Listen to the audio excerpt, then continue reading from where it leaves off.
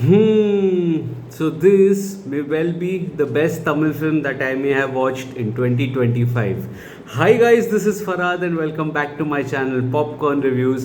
If you're new to this channel, then please smash that subscribe button now. And as a video ritual, remember to like and comment on the video. Liking and commenting helps fuel the YouTube algorithm. And today the film that we're going to be discussing is the new Murray Selvaraj film, which is now finally premiered on Netflix, which is where I watched it. It is called BISON KAALAMAADAN and it stars Dhruv Vikram. Now, this was this one film that, I kind of missed the theatrical experience because of the limited screens that it was released here in Mumbai. And it is so unfortunate that, such gems are getting such less screen space here, even though the period was pre-Diwali, before the Hindi releases would come out. Even then, the number of screens that were allotted were very few, which is why I missed out on the theatrical release. But I'm glad, that I happened to watch this on Netflix because this film absolutely goes beyond the regular tropes of a sports drama. Now, coming to the story and screenplay, there are many symbolisms that Bison Kalamadan resorts to. For instance, in that opening sequence that you see, the backdrop remains that of the Asian Games, in which there's a kabaddi game going to transpire in the year 1994 between India and Pakistan. In that small little TV, you see a crowd that is gathered, hoping for their favorite kabaddi player to get game time against the arch rivals, you can say. Now, the symbolism here is a dual fold symbolism. One is that of that little TV which is there, and the other, of monochrome, which cuts through the scene and depicts, both of these, are metaphors for the life of the protagonist Kitten, which is played by Dhruv Vikram. How? Because the screen represents the confined space that he's been brought up in, so much so that it expands even to the national team, in which the coach doesn't want him to be a part of the playing 11 or playing 7 that you can say in the kabaddi arena which is there, which is why also the second fold metaphor is there, that of the monochrome, which slices through the life has been hard for Kitten, that you would actually know. And this is where the drama transcends into something that is beyond a sports drama, because it's almost like flipping the pages of the life of Kitten. And the pages here, or rather the chapters, if I can say so, are not in order.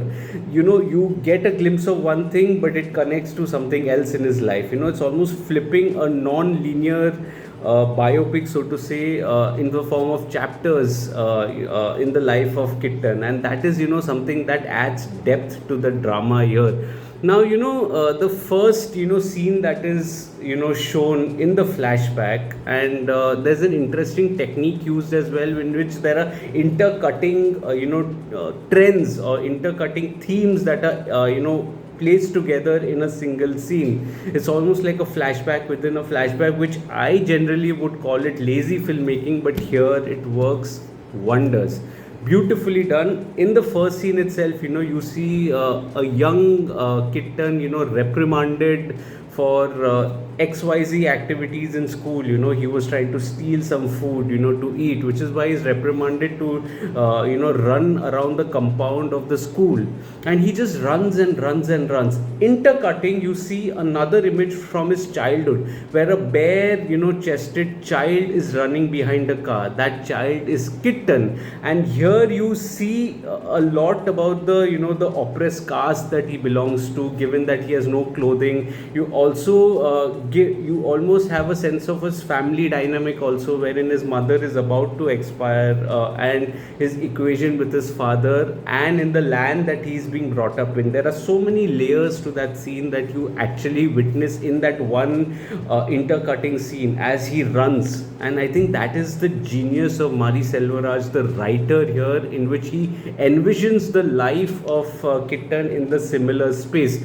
Similarly, you see that Kitten, not as many words, belongs to the oppressed caste, and much of it, is told to him by the people around him. For example, you see while he's going taken to a restaurant, you see him being asked about his caste randomly in a scene wherein he is being brought to the restaurant, as in it's a small little hotel, a local hotel you can say.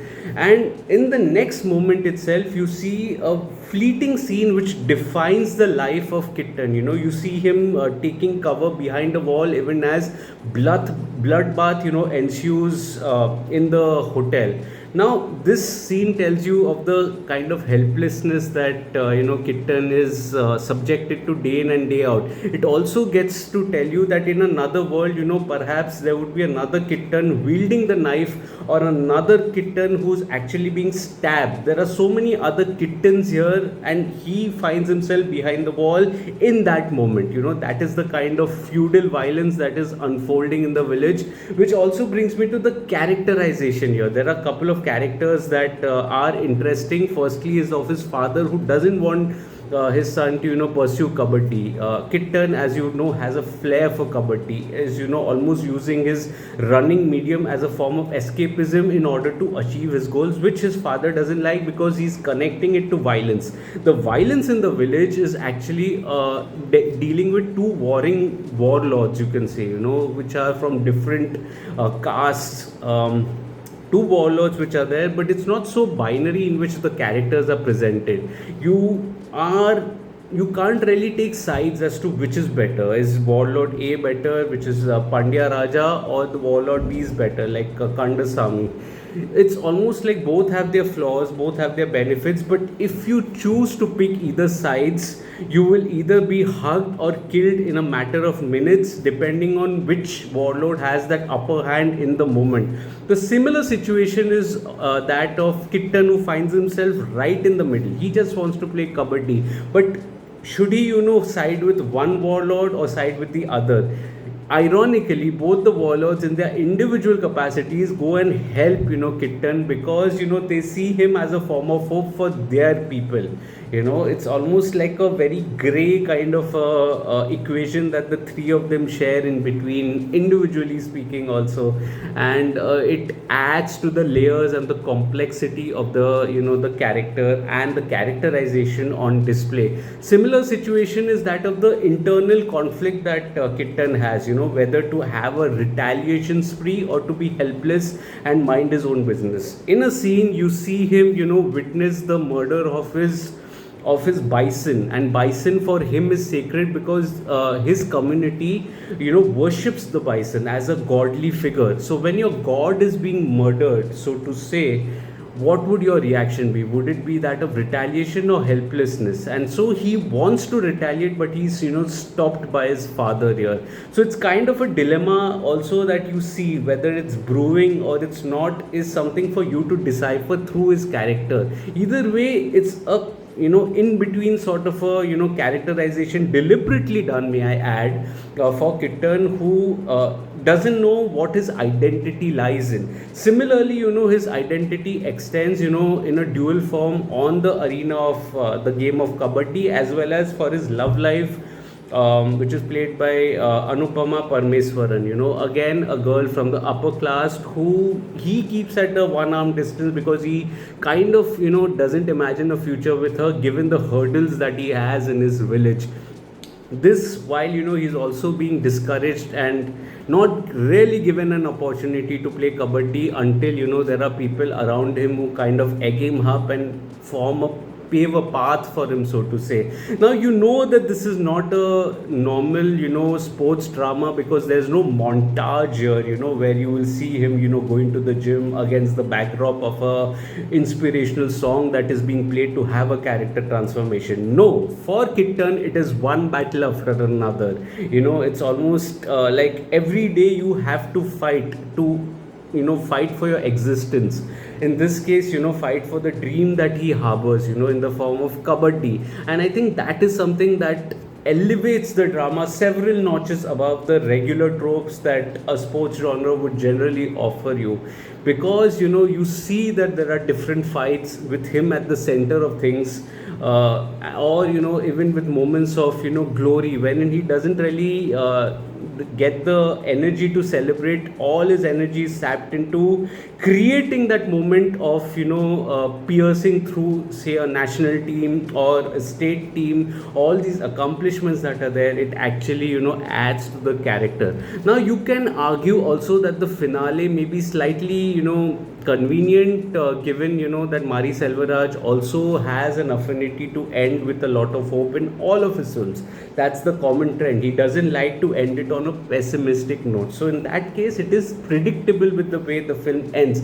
But you remember the box scene that I told you right at the start? Here you see wider shots that are there. You see wider shots that accompany the games, even as the frame switches from monochrome to color, and it automatically transitions into something that is of hope. So in that sense, even despite knowing where the drama is going to head, you actually kind of adore, you are emotionally attached to Kitten at that point, wherein even if he succeeds, the kind of struggles that he has gone through to have that one moment of glory right at the end of the film. And I think that makes for genius writing. Oh my god, it's wonderful writing there, right there. Now, quickly coming to the technical aspects, the dialogues, the music, and the direction, I think the dialogues go well with the themes of the drama, even though they're sparingly used. Like for example, the character of Kitten gets barely 15 lines in the entire 3-hour film, which is here. The music and the BGM are binding agents here. They connect the scattered elements in the drama. Like for example, the love story, it doesn't invest too much in the love story, but the songs and the montages that are presented in those moments are the binding factors that connect it to the main plot, as opposed to working it in isolation. Even the camera work, as I said, from the boxed frames to the wider shots, from the monochromes to the colored frames, each depict an emotion that is wonderfully described in the narrative here. You see the representation of animals also that act as symbolisms, which are wonderfully captured here through some top shots or through gliding tracking shots which are there, each of which convey an emotion which beautifully blends itself in the narrative. The editing pattern is one to adore. In any other case, as I said, it would have been like lazy filmmaking. Flashback within a flashback is grammatically wrong, so to say, in terms of filmmaking. But here, when you're intercutting two events from the life of the same protagonist, it gives you a parallel. It almost gives you a chance to connect the dots in his life and how life has been so difficult for the protagonist. In that sense, I think the film does a wonderful job as far as the editing is concerned. It's edited beautifully, blending themes seamlessly. Director Mari Selvaraj absolutely has created a niche for him in terms of the caste discrimination that his films talk about. And he, likes to weave the stories around these, probably, at times maybe borrowing inspiration from his own life. And I think that's what, makes these things so intimate and so special. Given his world building, his characterization, the vulnerability of the protagonist, he elevates a standard sports drama to an extent here that you almost feel for the protagonist. Even at the end, when you see the character of the father pleading to the cops to let him go, as if almost begging for some sort of hope for his people, it just touches you.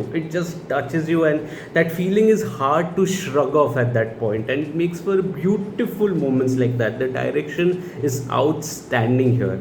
I think the performances also are wonderful here by the members of the cast, be it Rajisha, be it Anupama, Parmeswaran, Pasupati. Outstanding performances.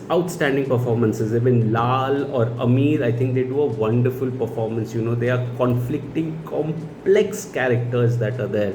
They are not binary villains or binary characters in the play. Each have a strand of heartfelt moments that are catered to the affinity that they have for the protagonist in their individual capacities, which makes them such complex characters, wonderfully portrayed. Oh my god, wonderfully portrayed. I think even Dhruv Vikram does a phenomenal job here. I think it's a performance that not only stays with you, but it's probably the career best that he has had thus far in his budding career so far. because it was kind of a very complex character again. You see him not playing with his expressions. You see him having such, plain expressions even in moments of glory, wherein his character has achieved a path which was not looking possible. You don't see that kind of celebration on his face, and that is much to do with the kind of struggles. The only times the expressions form are during moments of angst or in retaliation, in a scene wherein you see him saying, what is my fault, why have I harbored enemies before I was born? And that is a clear indication to the caste issue that he's born in. And there is so much of, angst and emotion that he brings to his character without his expressions, which itself is such a big deal. I think Dhruv Vikram is here to stay, make no mistake about it. I think whether it was his previous film Mahan 3 years back or this film, I think he's a phenomenal talent. There's going to be no nepotism debate as far as Dhruv Vikram is concerned, because I see the capability that he brings to the table to hold a 3-hour film on his shoulders. Yes, there were other characters as well, but you were following his gaze, his emotional arc, and to bring that kind of maturity at such a young age, he's in his late 20s, I would imagine. So such a young age, if he's bringing that sort of a maturity, then I think it speaks volumes about his performance. So overall, Bison Kaalaamadan is absolutely one of the best Tamil films that I've seen this year in 2025. One of the best dramas that have come in celluloid, at least in recent times. It's a wonderful feeling. It's like a hard-hitting social drama in Murray Selvaraj's one battle after another, you can say, because you see the protagonist going from one fight to another daily, day in and day out, to actually form, a sort of a bison sort of a personality, which actually draws parallels to, the godly figure or the bison that he finds it sacred. It's a wonderful thought, and oh my god, I have not been able to shrug that feeling off from me. I watched that film last night, and it's a wonderful film. It's a beautiful film. Oh my god, it has my heart. Highly recommended from my end. It's streaming on Netflix, and if you happen to watch it already, please let me know your thoughts in the comment section. I would love to discuss the pointers out in the comment section. Also remember to like/dislike the video. Liking, disliking, any reaction, any comment helps a small creator like me, because it fuels the algorithm. You can also share this video with your friends and family. We are only 80 odd subscribers away from the 4K mark, which is a big deal for this channel. I didn't think of it back when I started that we would one day reach this milestone. It may seem small in the larger context of things, but it's still a milestone that we will, celebrate, while also looking to march forward. My detailed review of Bison Kaalaamadan is available on my site, Popcorn Reviews with the double S, the link of which is in the description box below. Also remember to follow me in different social media platforms like Facebook, Instagram, Twitter, and Letterboxd and Nokio. All information is present in the description box below. My captions are available on social media. My detailed reviews and the rating is available on my site, Popcorn Reviews with the double S. You can also read the review in the language of your choice. I'll see you soon with another video. Till then, take care of yourselves, and thank you so much for your love and support. Cheers.